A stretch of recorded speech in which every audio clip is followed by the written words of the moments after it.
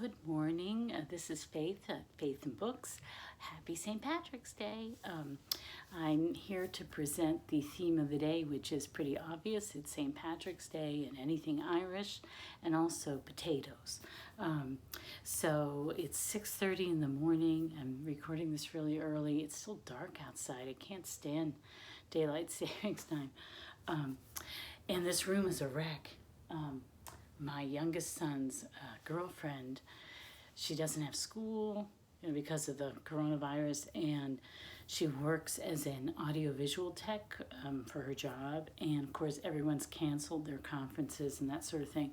So, so she didn't have much to do, and I needed someone to organize my books because I kept doing it in such an inconsistent and piecemeal way.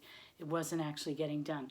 So she's in the middle of organizing my books for me.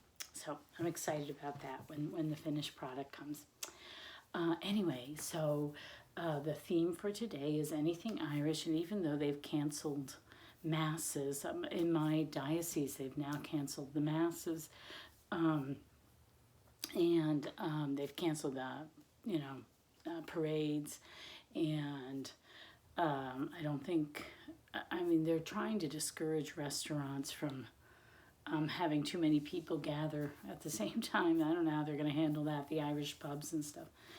Anyway, so even in spite of that, you can still have a fun St. Patrick's Day. So what I'm going to do today, the 4-year-old and I, we are going to plant potatoes. See these potatoes? How they're sprouting? We're going to cut them up and plant them out in the garden. They are a spring and early spring crop, so this is the perfect time to plant them. And you have to get the organic kind, because if you don't, they spray the potatoes with stuff that discourages sprouting. And the way you know something's organic, you probably already know that, is if the PLU number begins with a 9. Right? If it's 4, it's standard. If it's 9, if there's a 9 before it, then it means it's organic. So anyway, so that's what we're going to do today. We're going to go outside and plant potatoes. That'll be our outdoor activity, and we'll probably play outside some and maybe take a walk again. We took a really nice walk yesterday and saw a lot of birds. I'm going to put in the notes below various links to mostly YouTube and sometimes articles on the topics that I'm going to talk about.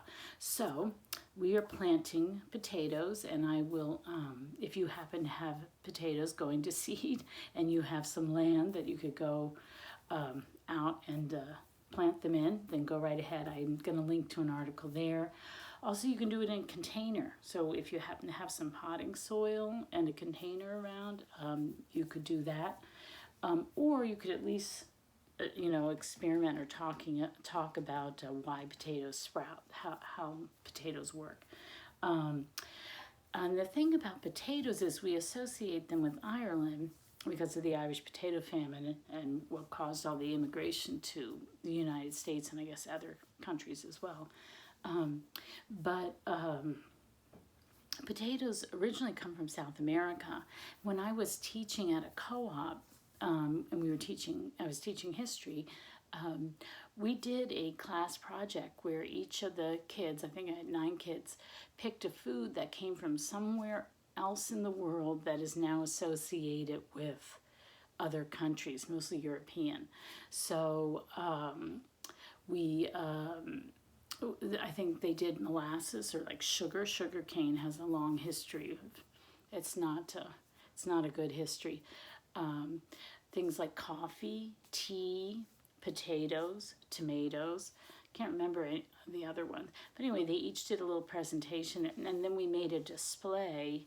And in the lunchroom where the kids ate, the younger kids could come up and learn about where these different foods came from. So that's a little geography lesson. If you want, when your kids are home, and you're sort of doing relaxed homeschool stuff, you can vet some sites online where it's okay for kids to go and research. You can pull out some books that might be helpful, and then you can just give your kids a research assignment. Go learn about potatoes or whatever, and let them do that, and then they can report at dinner time. When, I don't know if you're telecommuting or if people are still going to work, but at the dinner table they can just talk about what they learned that day. And that can be, if you don't do it too heavy-handedly and too often, it's kind of a fun thing for kids to do. And if your kids are natural writers, they might want to write it out, or if they like to draw, they could draw something or make a map or that sort of, whatever they want to do. But it's fun to give them little projects like that occasionally. So you could do that. Let's see. The other thing you could do is listen to Irish music. There's a famous blind Irish bard whose name was O'Coloran, capital O, apostrophe, capital Carolan. And he wrote beautiful music, especially for the harp. So if you like that kind of music, I know he's on YouTube. Or, I mean, he isn't. He died a long time ago. But people playing his music are on YouTube. Also, there was a famous Irish composer who invented the nocturne. His name was John Field. So if you want to learn a little bit about nocturnes, music history, you could check him out. And he's also on YouTube. His music is featured on YouTube. And then I grew up listening to Tommy Makem and the Clancy Brothers, so we're probably going to listen to them. And, one thing you could do is challenge yourself to learn the lyrics of these old songs so that you can sing them without having to listen to them. You can just, sing them to each other, kind of an old-fashioned idea. As you don't have to listen to it on something like the radio or whatever, but maybe you could just sing them yourself. Another thing you can do is memorize poetry. Again, that's another thing you can challenge yourself or your kids to do.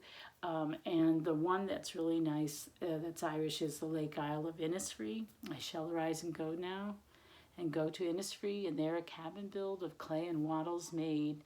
9 bean rows shall I have there, or will I have there? I can't remember.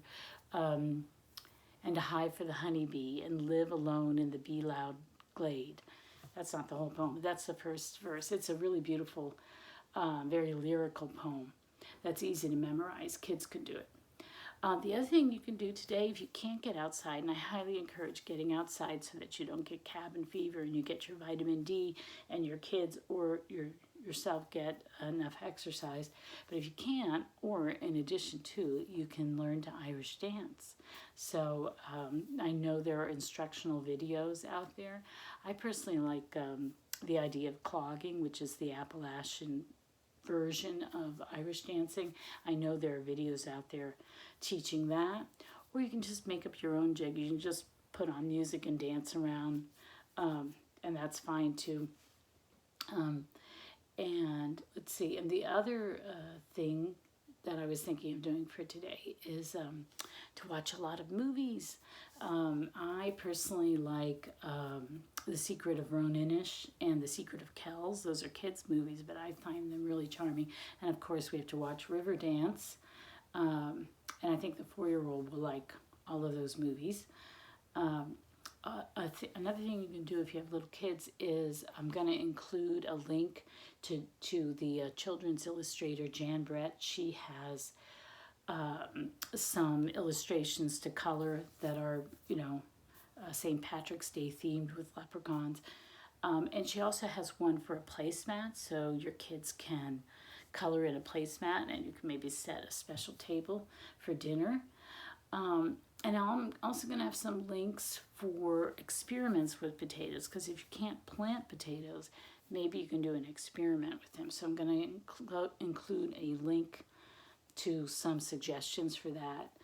And also a couple of links to how to grow grow plants from the vegetables that you get at the grocery store, because we often don't think that. We just throw away our scraps, which we shouldn't. We should compost them. You can freeze some of them to make, vegetable soup, or like I was saying yesterday, dye for your Easter eggs. But you can actually grow things from some of those foods, mostly organic. And so I'll include a couple of links to that, because that might be something your kids or yourself are interested in experimenting with. So anyway, so that's it for today. I don't really have anything too literary. I do have this book. It's a middle grade book on the potato famine. And I've read parts of it, but I've never read the whole thing. So I think for middle grade March, I'm going to read this after I finish my current read. It won some kind of an award. The Robert F.